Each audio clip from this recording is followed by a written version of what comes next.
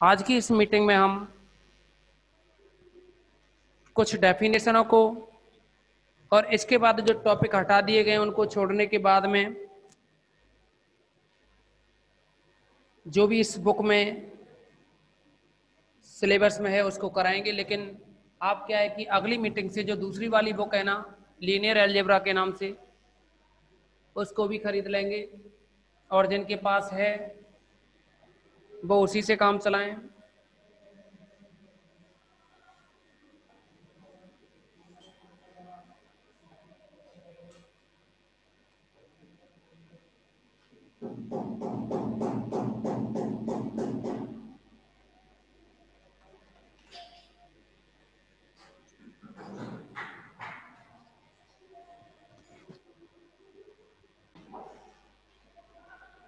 आपके लिए कल एक हम डेफिनेशन लिखा रहे थे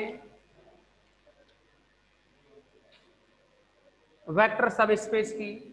इसके बाद में आपको निरर्थक या विषम उपसमष्टि या उचित उपसमष्टि यानी निरर्थक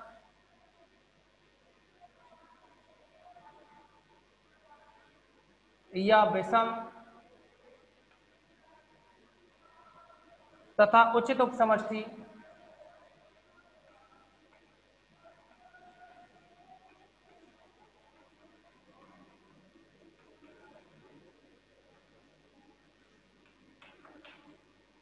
देखो इसमें क्या है कि जो आपको उप समष्टि टॉपिक जो कराया है, उप समष्टि की ये जो डेफिनेशन भी आपको लिखाई गई है, यह एक्चुअली क्या है कि सिलेबस में है नहीं, पर हमने क्या है इसको डेफिनेशन को यहाँ आपको लिखा दिया है। अब क्योंकि बाई चांस कहीं आगे पढ़ते हैं तो ये जो शब्द आएगा ना उप समष्टि, तो आपके दिमाग में रहना चाहिए बस। तो इस टॉपिक को केवल और केवल आपको बस नॉर्मली देखना है, ये पेपर के लिए तैयार नहीं करना। और इसमें हम थ्योरम्स वगैरह नहीं कराएंगे इसकी उपसमष्टि की। उपसमष्टि की जो थ्योरम्स हैं उनको हम आपके लिए इसमें सॉल्व नहीं कराएंगे, क्योंकि आपके सिलेबस में ही नहीं है, क्योंकि पेपर में ही नहीं आएगा इसमें से, तो फालतू का क्यों बढ़ाएं इसको। तो हमने बताया था उपसमष्टि में कि किसी भी समष्टि की दो उपसमष्टि होती हैं। जैसे कि हमने वहां उपग्रुप के लिए बताया कि उसके भी दो उपग्रुप होते हैं, एक तो खुद और एक उसका तत्समक से। तो उनको क्या है, हम निरर्थक या विषम उपसमष्टि कहते हैं। और उनके अलावा जितने भी उपसमष्टि बनेंगी उनको हम फिर उचित उपसमष्टि कह देंगे। तो ये कह सकते हैं कि प्रत्येक सदिश समष्टि वी ऑफ एफ की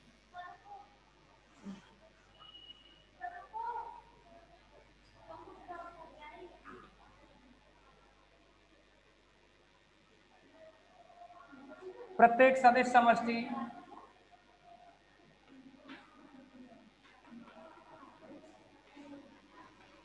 वी ऑफ एफ की दो, एक तो खुद वी तथा दूसरा होता है जीरो, सदिश उपसमष्टि होती हैं। यानी प्रत्येक सदिश समष्टि वी ऑफ एफ की दो, एक तो वी और दूसरा क्या है जीरो, सदिश उपसमष्टि होती हैं।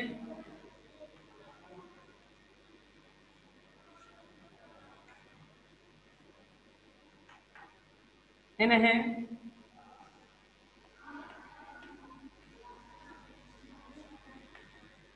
विषम या निरर्थक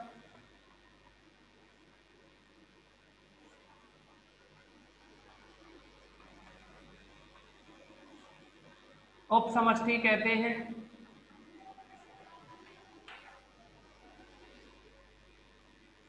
इनके अतिरिक्त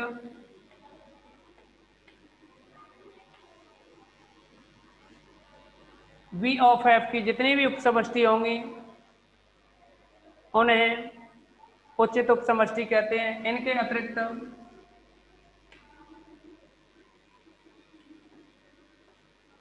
वी ऑफ एफ की सभी उपसमष्टि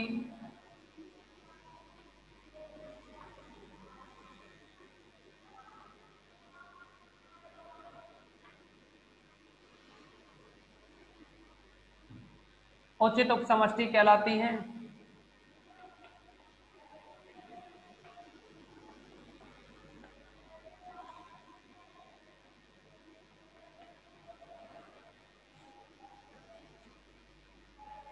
जैसा कि हमने आपको बताया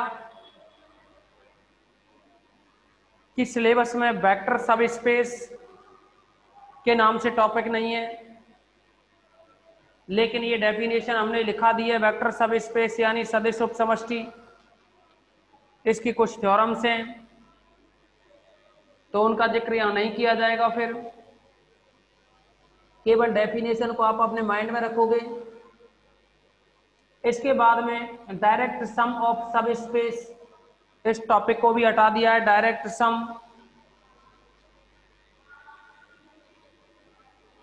सम नाम से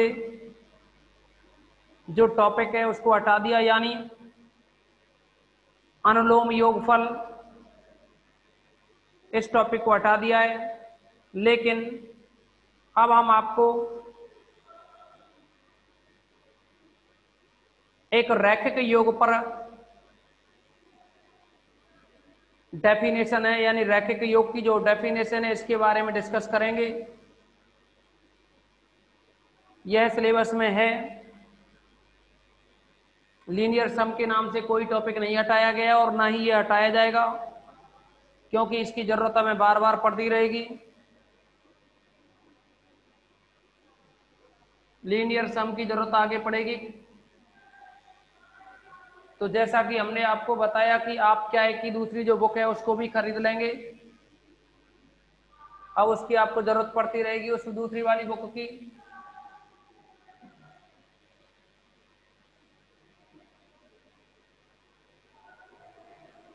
तो यहां हम अगर डायरेक्ट सम की बात करें तो डायरेक्ट सम क्या होता है कि दो वेक्टर स्पेस होते हैं ना, उनका किया जाएगा।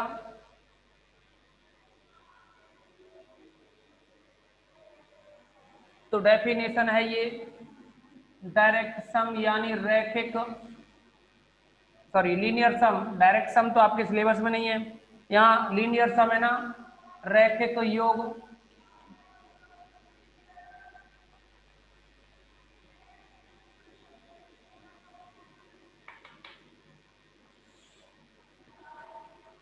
तो अगर हम रैखिक योग की डेफिनेशन देंगे तो ये कह सकते हैं कि यदि u ऑफ f तथा w ऑफ f सदिश समष्टि v ऑफ f के अरिक्त उपसमुच्चय हैं,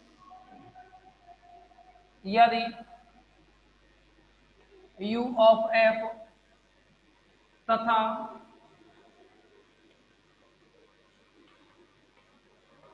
w ऑफ f सदिश समष्टि v ऑफ f के दो अरिक्त उपसमुच्चय हैं,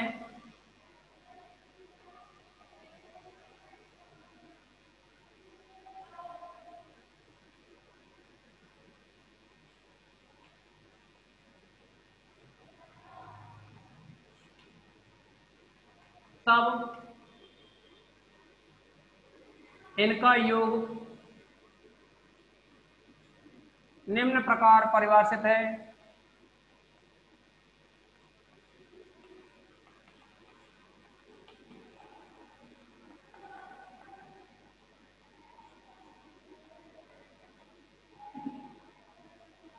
और ये जो इनका योग होता है, अगर हम u और w को जोड़ें तो इस u प्लस w के अंदर small u plus small w type के एलिमेंट होंगे, जहां स्मॉल u कैपिटल U का एलिमेंट है और स्मॉल v कैपिटल V का एलिमेंट है। तो इस डेफिनेशन में किसी भी स्टूडेंट को कोई भी डाउट्स नहीं होना चाहिए।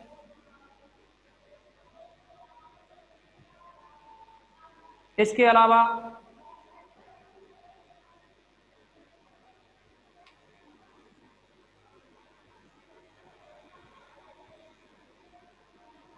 इस पर डिपेंड एक थ्योरम होती है,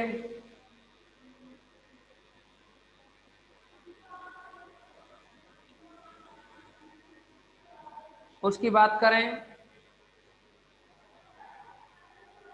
लेकिन उससे पहले जो रैखिक योग है ना, इससे पहले कुछ और डेफिनेशन का, रैखिक योग की डेफिनेशन लिखा दी आपको। अब इसके बाद में जो थ्योरम है उसका बाद में डिस्कस करेंगे, लेकिन उसके बाद में जो और भी टॉपिक हैं,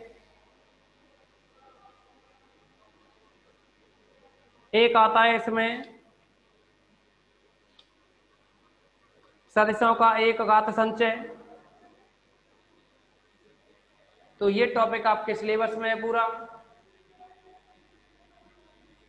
लीनियर कॉम्बिनेशन के नाम से।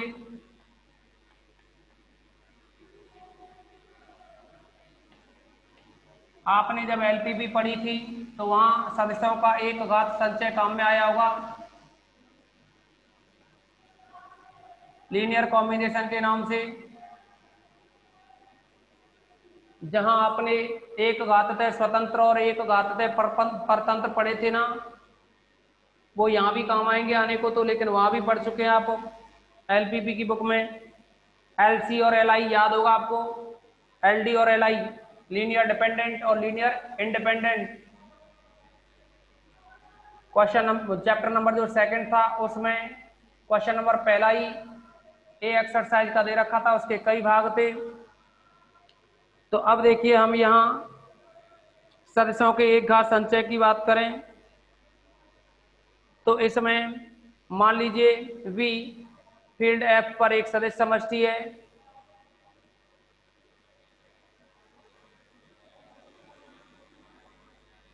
और यानी V है वो फील्ड F पर एक सदिश समष्टि है, और इस V के जो अवयव हैं उनको लेकर के चले। V के अवयव V1 V2 V3 सदिश होंगे ना, V में कैपिटल V के जो अवयव होंगे वो तो सदिश होंगे, फील्ड F के जो अवयव होंगे जिनको हम अल्फा 1 अल्फा 2 मान लें अदिश होंगे। तो सदिशों का एक घात जो संचय बनता है उसके बारे में अगर चर्चा करें हम तो कह सकते हैं कि माना V ऑफ F एक सदिश समष्टि है,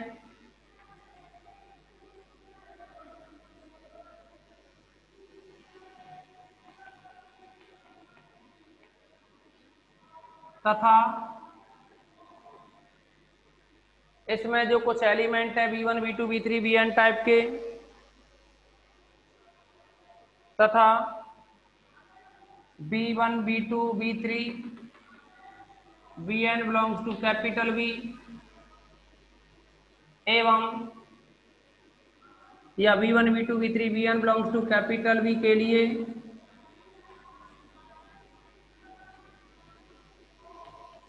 alpha 1 alpha 2 alpha 3 alpha n belongs to field F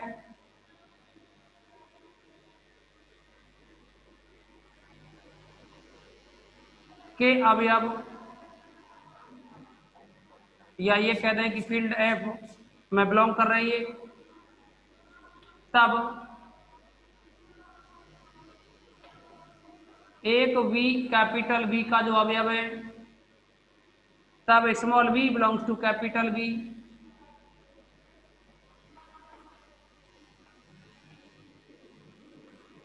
इस प्रकार है कि small v is equal to alpha 1 v1 plus alpha 2 v2 plus alpha 3 v3।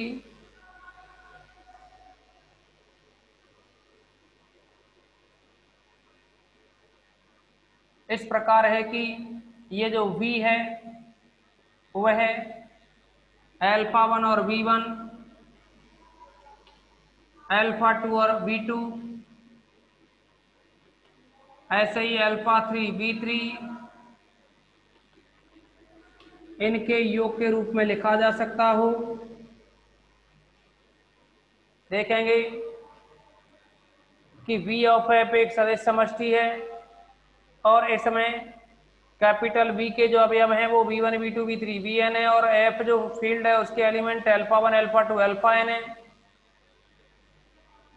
तब एक एलिमेंट कैपिटल V का जो कि स्मॉल v है, यानी small v belongs to capital V, ऐसे हो कि जो ये V है वो अल्फा 1 और V1 यानी V1 ये और अल्फा 1 ये इन दोनों का गुणा, और V2 अल्फा 2 का गुणा, और V3 अल्फा 3 का गुणा, और Vn अल्फा n का गुणा इनके योग के रूप में लिखा जा सके। तो इसे हम ये कह सकते हैं कि जो स्मॉल v है, या ये कहें कि ये जो कंडीशन बनी ना V is equal to alpha 1 V1 plus alpha 2 V2 plus alpha 3 V3 plus alpha n Vn, ये जो योग बना जो कि एक सदिश होगा v, उसे हम अर्थात इस योग को ही हम सदिशों का एक घात संचय कहते हैं। तो हम ये कह सकते हैं कि माना v ऑफ f एक सदिश समष्टि है तथा v1 v2 v3 vn belongs to v के लिए alpha 1 alpha 2 alpha n belongs to f, तब small v belongs to capital V इस प्रकार है कि v इक्वल टू इतना। तो इसे सदिशों का एक घात संचय कहते हैं, या तो यह सदिशों का एक घात संचय कहलाता है। सदिशों v1 v2 v3 vn का एक घात संचय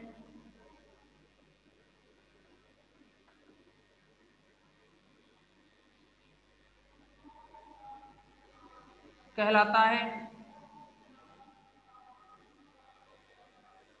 आप इसका स्क्रीनशॉट लेंगे। एक घात संचय का बहुत जरूरत पड़ेगी इसकी आगे, एक घात संचय की, और आगे चल करके एक घात स्वतंत्र और परतंत्र ना उनकी भी जरूरत पड़ेगी, एलडी और एलआई, लीनियर डिपेंडेंस और लीनियर इंडिपेंडेंस।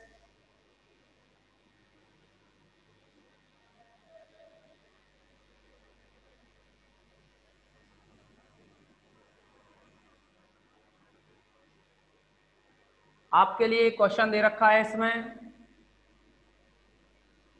एग्जाम्पल एक है ये, सदिश समष्टि V3R में, सदिश समष्टि V3R में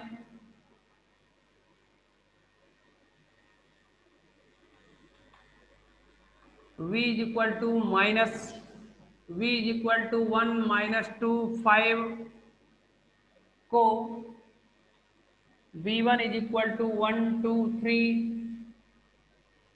v2 इज इक्वल टू 2 -1 1,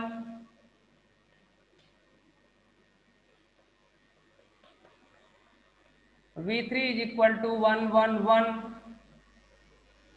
के एक घात संचय में व्यक्त कीजिए।